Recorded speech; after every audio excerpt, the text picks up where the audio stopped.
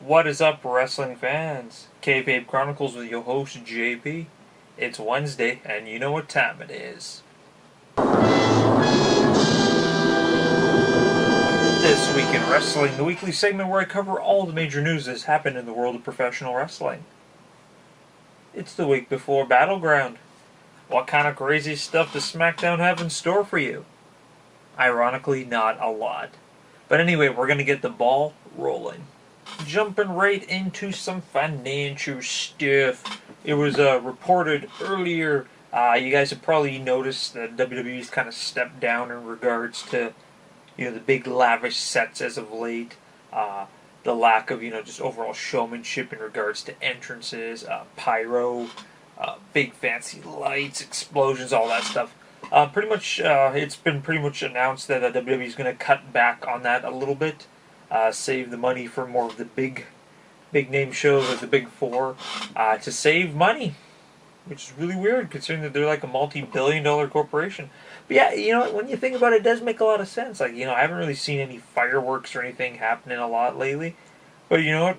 Maybe it's because they finally done that they're paying Brock Lesnar too much for 2 minutes of work.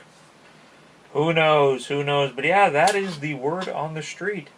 Segueing into yet another thing, I was sadly announced this week that Talking Smack, that's right, the weekly talk segment at the end of every SmackDown TV taping is being cut. That's right, Talking Smack is no longer going to be happening at the end of SmackDown Live every week. For the same reasons, apparently they're looking to cut costs. Apparently, it wasn't really that popular, which I don't get because I watched it. I thought it was a hell of a lot more than Raw Talk or whatever the hell that crap was after Monday Night Raw. I watched it every week. I think some of the best segments of the year have been because of that. Like Daniel Bryan's really awesome. Shane O'Mac's awesome. Renee's great on there. Just everybody on the Talking Smack show was really good. They are still going to have it after the SmackDown pay-per-views, but Renee Young is not going to be hosting it. She has been replaced by Jerry Lawler. A lot of rumors going behind that. Pretty much the main number one rumor right now is that everyone knows that her and Dean Ambrose are a thing, and just the way that Dean Ambrose's attitude has been backstage in regards to just laziness, the way that he talks to a lot of other people, the fact that he called out Brock Lesnar apparently, and Vince and Brock are of course like buddy for wrestling. Maybe they're punishing her now because of Dean's recklessness. Who knows what's going on? But I have noticed that Renee doesn't really do a lot of interview segments that much anymore. Her TV time is kind of dwindling a lot. So who knows what's going on with that? It sucks. I do enjoy listening to her. I do enjoy watching her. She's one of the better things. But yeah, it's just weird. Just budget cuts. And there's, another possible rumor is that they're looking to trim some fat in regards to the non-productive people, and Renee Young does fall into that category, apparently. Whatever, I don't get it. Hopefully it's just rumors. Who knows what the hell's going on with that. And going over to the Monday Night Raw side, that's right, those of you who didn't see it, I'm pretty sure that you have all heard it by now, but the ending of the Who and What is Kurt Angle's big secret storyline came out. It was revealed that Jason Jordan, one half of American Alpha, is apparently Kurt Angle's illegitimate son. Alright then.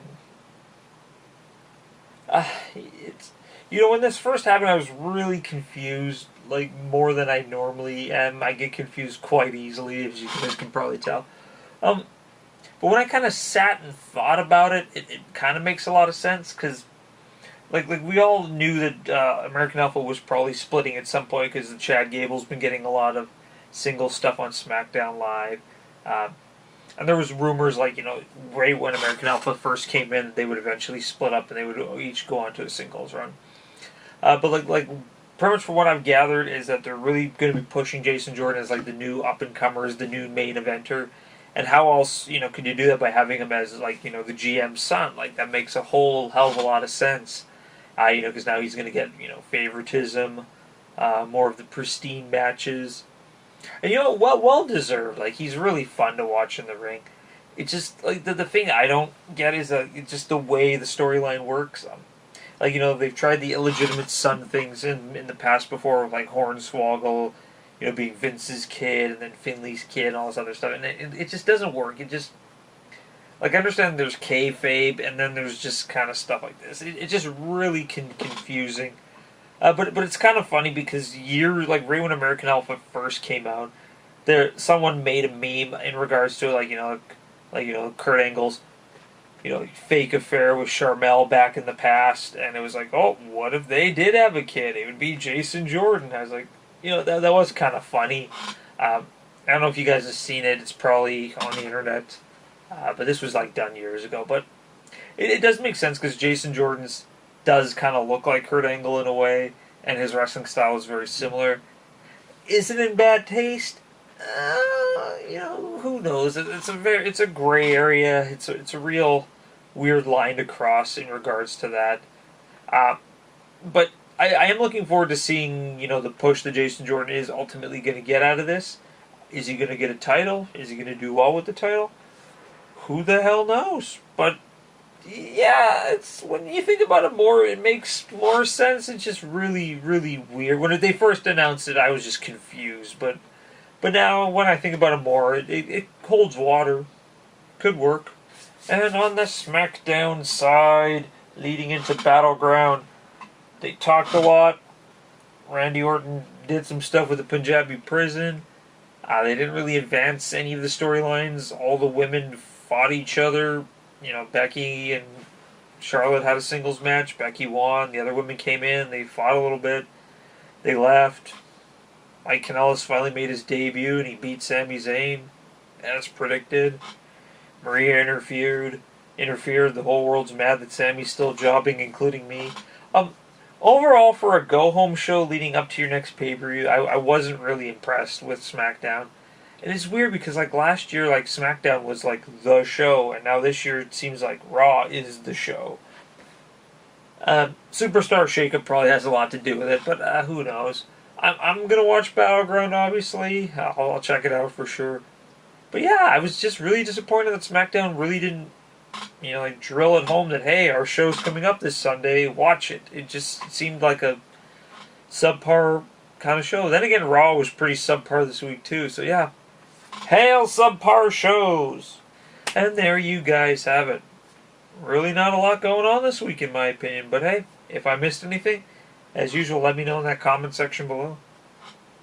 Follow us on Twitter using the 2 name tags below, and check out the Facebook page, also listed below.